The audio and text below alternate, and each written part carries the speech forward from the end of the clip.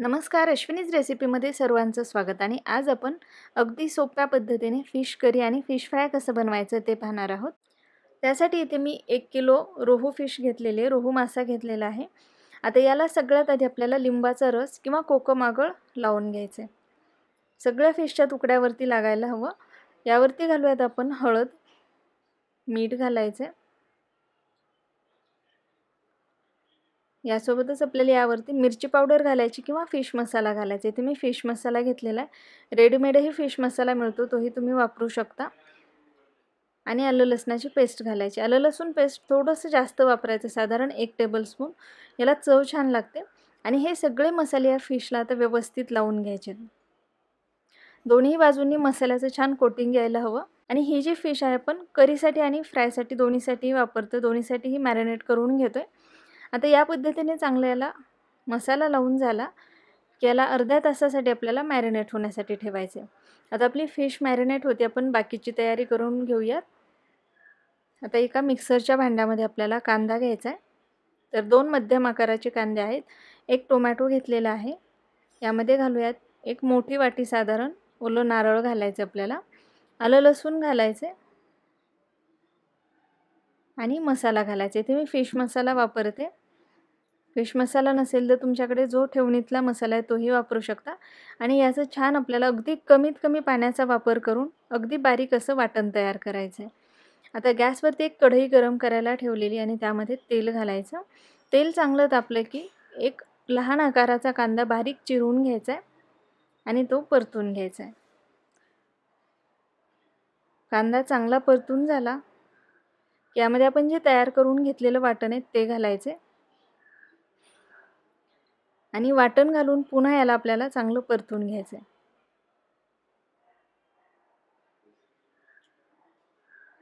या पद्धतीने वाटण चांगलं परतून झालं की यामध्ये आपण पाणी घालूयात. तर इथे मी पाणी गरम करून घेतलेलं आहे.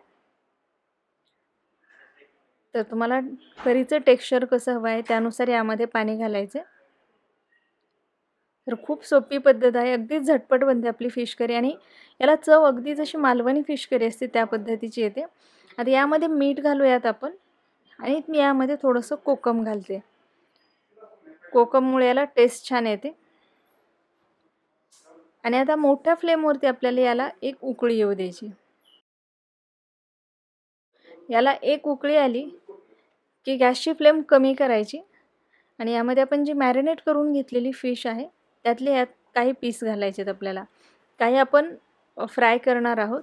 शक्यतो जो डोक्याचा भाग आहे किंवा शेपटीकडचा भाग आहे तो मी करीमध्ये वापरते. आता मंद आचेवरती आपल्याला ही 10 मिनिटे शिजवून घ्यायचे. 10 मिनिटामध्ये छान शिजली जाते.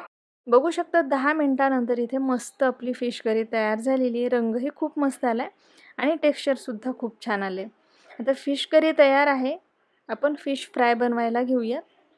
आता आपली जी फिश मॅरिनेट करून ठेवलेली आहे तर त्याला आपल्याला तांदळाचं पीठ आणि इथे अगदी बारीक रवा मी मिक्स करून घेतले. दोन्ही अर्ध अर्ध घेतलेलं आहे.